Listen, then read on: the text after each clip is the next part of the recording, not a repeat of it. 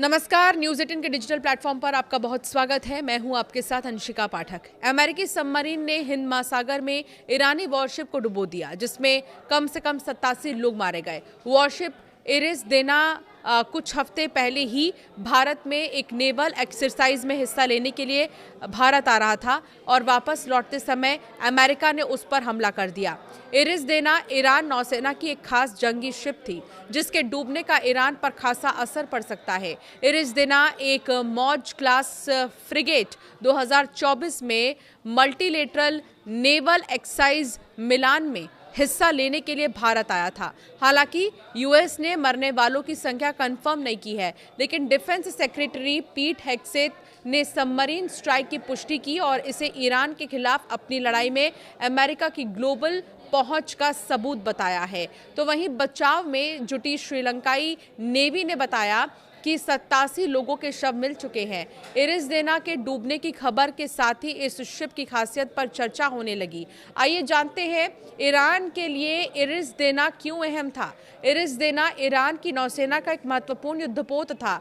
ये मौज class frigate था, जहां ये जहाज जो है ईरान की स्वदेशी तकनीक से बना हुआ था। ईरानी नौसेना के सबसे आधुनिक और गर्व वाले जहाज़ों में से एक इसे माना जाता था। ईरानी नौसेना में पहली बार इस जहाज में वर्टिकल लॉन्च सिस्टम लगाया गया था, जो मिसाइल लॉन्च करने में ज़्यादा प्रभावी होता है। इस शिप पर कादिर एंटी शिप क्रूज मिसाइलें लगी हैं, जो दूर समुद्र में अमेरिकी और इजरायली जहाज़ों को निशाना बनाने में सक्षम है, जबकि सैयाद या SM-1 सतह से हवा में जो है मार करने वाली मिसाइलें हवाई हमलों से बचाव के लिए तैनात है। इन प्लेटफॉर्मों पर 76 mm की नौसैनिक गन, पनडुब्बी रोधी टॉर्पिडो और CIWS क्लोज इन हथियार प्रणाली भी, इस तरह के जो हथियार प्रणाली है वो भी मौजूद हैं, जो करीबी हमलों को नाकाम कर सकती हैं। इन सब की निगरानी ASR 3D phased array radar करता है, जो दूर से ही दुश्मन के ठिकानों को ट्रैक कर लेता है। अमेरिका नौसेना ने कहा है कि उनके इस हमले में शिप का बड़ा हिस्सा नष्ट हो चुका है। आपको बता दें कि इरिस देना उस समय चर्चा में आया था जब 2023 में ईरान ने पहली बार अपने 2 नेवल शिप को अंतर्राष्ट्रीय दौरे पर भेजा था। इस मिशन में इरिस देना के 7 सहायक जहाज आइरिस मकरान भी शामिल था। ईरानी जंगी जहाज ने शायद पेरिस्कोप डेप्थ में भी US सबमरीन का पता नहीं लगाया, जो अमेरिकन सबमरीन की टैक्टिक्स की काबिलियत के बारे में बहुत कुछ बताता है।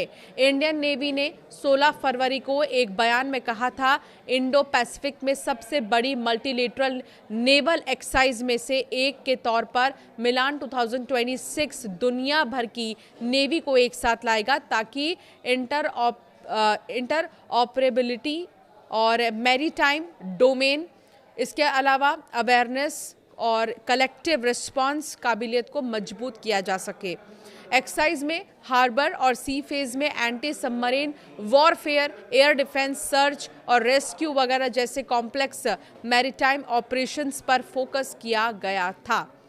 तो कुल मिलाकर अगर देखा जाए तो इरिस देना पर जो हमला हुआ है वो वाकई में ईरान के लिए बहुत ही ज़्यादा खतरनाक साबित हो सकता है, क्योंकि ईरान के सबसे बड़े और सबसे खतरनाक जंगी जहाज़ों में से एक है ये, और इस पर हमला होना वाकई में चिंताजनक है। लेकिन अभी भी ईरान के पास इतनी काबिलियत है कि ईरान अगले 6 महीने तक अपने हथियारों का इस्तेमाल कर सकता है और बाकी के देशों पर बरस भी सकता है। ईरान की तरफ से दावा किया जा रहा है कि वो जंग के लिए पूरी तरीके से तैयार, अगर किसी का सपोर्ट नहीं भी मिल रहा है तो वो अपने आप में बहुत ज़्यादा सक्षम है।